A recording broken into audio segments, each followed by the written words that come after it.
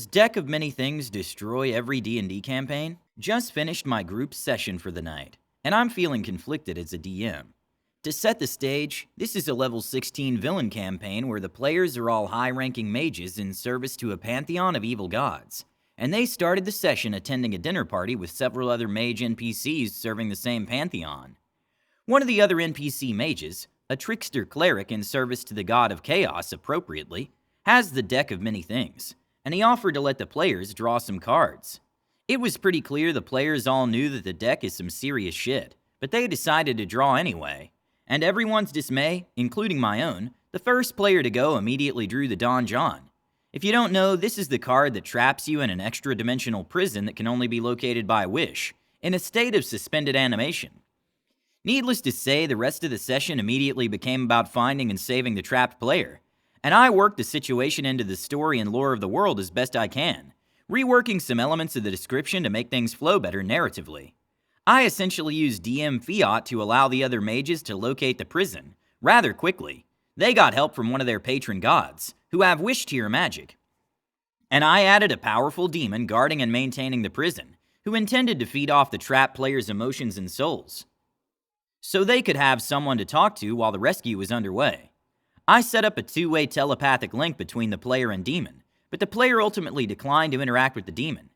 As this was going on, they were making charisma saving throws to stay conscious and aware of their surroundings. Again, mainly just trying to give them something to do and some sense of agency. After a brief section of the other mages navigating the alternate dimensional plane to locate the prison, they engaged the demon and disrupted its hold on the prison long enough for the trapped player to break free. In all, the player was trapped for about an hour to an hour and a half in total. After the session, the player told us they weren't happy with spending all that time trapped and doing nothing with no way to break out on their own, and I'm conflicted because I feel like I did almost everything I could as a DM to expedite the rescue, and I'm not sure what more I could have done in this scenario, short of just totally changing the effect of the card. In the end, the player chose to draw from the deck. They weren't forced. What have you guys' experiences with the deck been like? This is my first time using it as a DM, and I know there are other terrible cards to draw like Talons and Ruin, so this probably isn't even the worst case scenario with the deck, but all the same, I'm left wondering whether to use it again in future campaigns, or just steer clear of it. Here's another story of the deck being used, but this time with a happier ending. I had a player play a chaotic good rogue that was a straight rip of Indiana Jones, and even used a whip, was hands down the best character ever, and to date the only player to resist the temptation to draw from the Deck of Many Things. They just stuck the D thing behind glass in the museum wing of the party castle. They never even told the party they found it either, which ended surprisingly well for a story involving the deck. This is the story of how the deck finally got used, and how the rest of the party learned what it was. The party was going to play poker during their downtime, and the barbarian couldn't find his deck of cards. He was tearing the whole damn castle up trying to find them. At this point, he decided the rogue might have decided to do the classic rogue thing and steal it. He went to the museum that the rogue had set up in their portion of the party castle. The rogue was in the nearby town talking to the mayor, fishing for the next plot hook, more or less, so unfortunately they didn't get a chance to stop the fuckery afoot. Back to the barbarian. He failed 2 insight rolls, one to notice the bag was different, and the other to notice there were a lot less cards than normal, and smashed open the case containing the rogue's recently acquired Deck of Many Things. These were just the first of many insight rolls to be failed that night. This was followed by the entire party failing insight check after insight check and playing poker with the Deck of Many Things. Of course, they only know the rules to 5-card draw, so whenever they decided to draw a card, I had to roll on the deck's chart to figure out what these fools would get.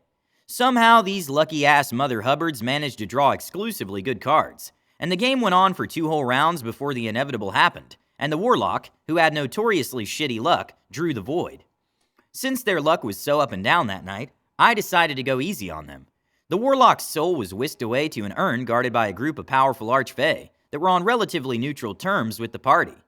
Thankfully, they had drawn the Moon card earlier, and the Bard was able to cast Wish to find out what just happened to his friend.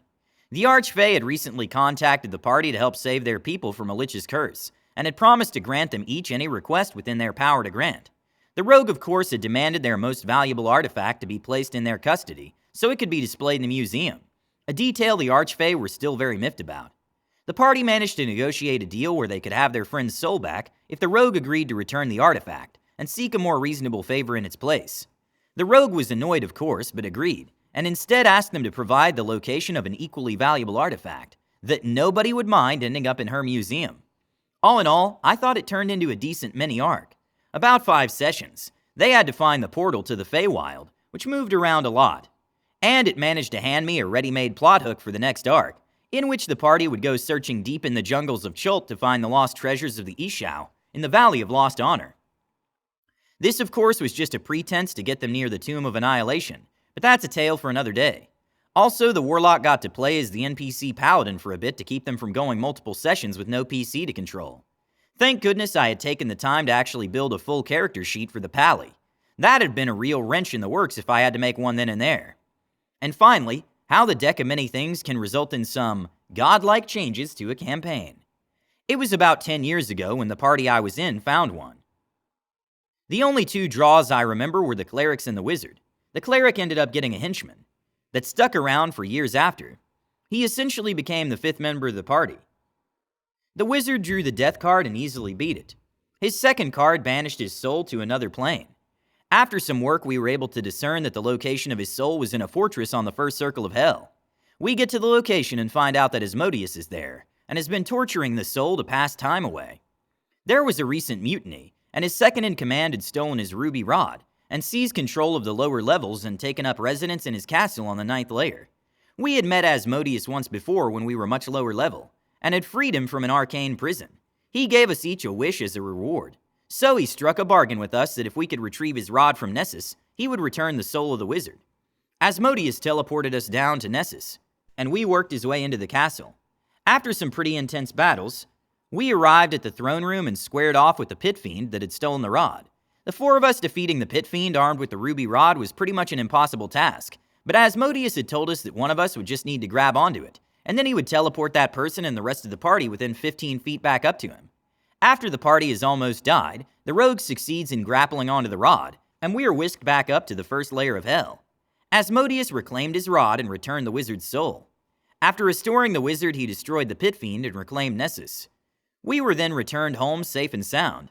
Asmodeus and the ghost of the pit fiend would continue to play major parts in the campaign. The ghost would seek revenge on occasion, and became a major antagonist for a time, and my fighter eventually became a champion of Asmodeus that wielded a hell-infused version of Black Razor, while leading a cult of dwarven fighters that venerated Asmodeus as their god. That is what a deck of many things did to the game I played in. The deck of many things is a wonder and a curse. Please share your deck of many things stories in the comments below. Don't forget to subscribe to our channel, All Things D&D. Stay tuned for more amazing Dungeons & Dragons content every Tuesday.